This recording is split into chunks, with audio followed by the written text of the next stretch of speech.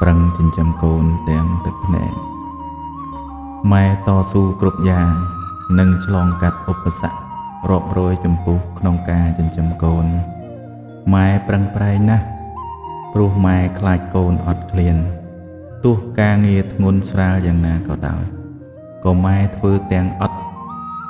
រាថយឡើយព្រោះម៉ែនឹកឃើញថាបើម៉ែមិនធ្វើមិនរកម៉ែគ្មានអ្វីយកមកចិញ្ចឹមកូនទេដូច្នេះការងារអ្វីក៏ដោយឲ្យតែបានកម្រៃដើម្បីចិញ្ចឹមកូនឲ្យបានរស់រានមានជីវិតនឹងគេការងារនោះម៉ែធ្វើទាំងអស់ព្រោះម៉ែនឹកស្រណោះអាណិតកូនជារឿយម៉ែតែងលួចយំតែម្នាក់ឯងនៅពេលណាដែលម៉ែនឹកដល់អនាគតរបស់កូនម៉ែព្រួយបារម្ភ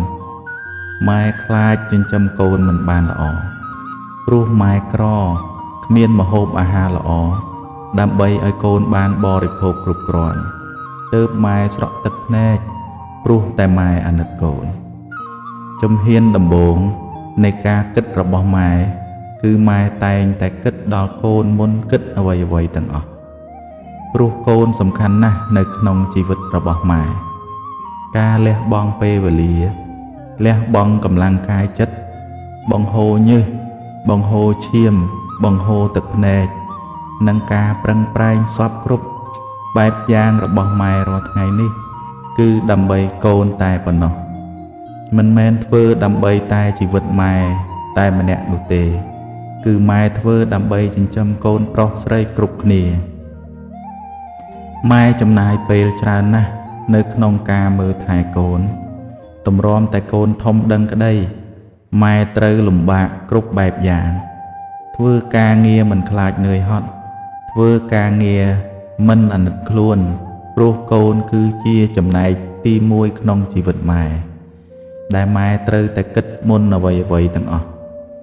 ពេលខ្លះខ្លួនរបស់ម៉ែនៅកន្លែងការងារតែចិត្តវិញ្ញាណរបស់ម៉ែនៅជាមួយនឹងកូន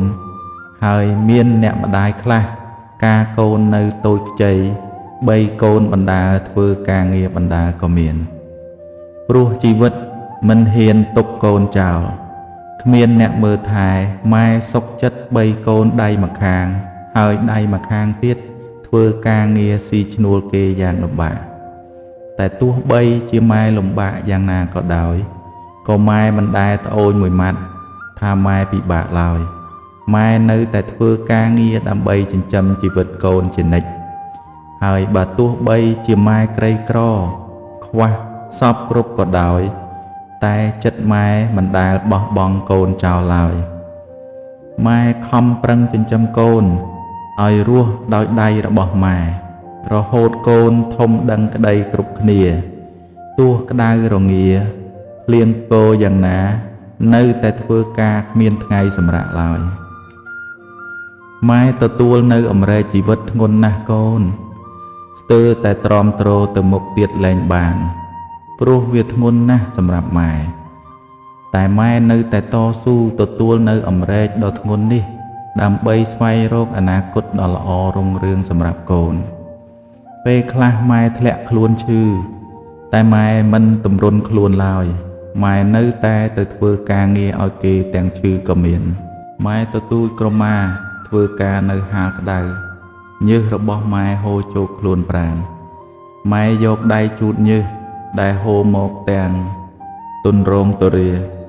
ម៉ែស្ទើរតែតស៊ូទៀតទៅមិនបានព្រោះម៉ែគ្មានកម្លាំងក្នុងខ្លួនដើម្បីនឹងធ្វើការងារបន្តទៀតទេនៅពេលដែលម៉ែនឹកឃើញដល់កូនទាំងឡាយដែលនៅតូចពឹងលើម៉ែទាំងស្រុងម៉ែក៏ខំប្រឹងធ្វើការទាំងឈឺធ្វើការទាំងទឹកភ្នែកស្រក់ហូរជោកលើភក្ត្រារបស់ម៉ែគឺម៉ែធ្វើដើម្បីកូនទោះបីម៉ែឈឺក៏ម៉ែមិនគិតពីខ្លួនម៉ែឡើយក្នុងចិត្តរបស់ម៉ែគិតទៅតែកូនគ្រប់ពេលវេលាទាំងអស់កូននឹកស្រណោះគ្រាមួយនោះគឺគ្រាដែលគ្រួសារយើងធ្លាក់ខ្លួនក្រខ្លាំងសូម្បីតែអង្គក៏គ្មានច្រកឆ្នាំងតែម៉ែខំប្រឹងគ្រប់មធ្យោបាយដើម្បីដោះស្រាយជីវភាពក្នុងគ្រួសារឲ្យកូនបានទៅសាលា ឲ្យកូនបានអាហារបរិភោគរស់រៀនមានជីវិតរហូតមកដល់សព្វថ្ងៃនេះក៏ព្រោះតែការប្រឹងប្រែងរបស់ម៉ែម៉ែអើយម៉ែពិតជាល្អចំពោះកូនណាស់ម៉ែជាព្រះដែលមកជួយកូនគ្រប់ពេលវេលាដែលកូនលំបាកម៉ែមកថ្នាក់ថ្នមកូនគ្រប់ពេលដែលកូនត្រូវការម៉ែហ៊ានធ្វើដើម្បីកូនគ្រប់យ៉ាងឥតរារែកចិត្តឡើយនេះហើយគឺជាការលះបង់របស់ម៉ែចំពោះកូនម៉ែនៅក្បែរកូនស្ងួននួនពិសីថ្នាក់ថ្នមបំបីបុតថ្លៃត្រានត្រើយញើសឈាមបៀមទុកសុខគ្មានសោះឡើយចិត្តគិតឥតស្បើយរកត្រើយឲ្យកូនទឹកភ្នែកជន់ជោហូរធ្លាក់ឥតអាក់ចិត្តម៉ែពិតស្ម័គ្រថ្នាក់ថ្នមបុតស្ងួនដើម្បីចរណៃម្ដាយថ្លៃស្ទើរសូនកេងគិតខ្លាចខ្លួនកូនម៉ែលំបាកអាសូរខ្លួនម៉ែប្រែស្គមរិញរៃ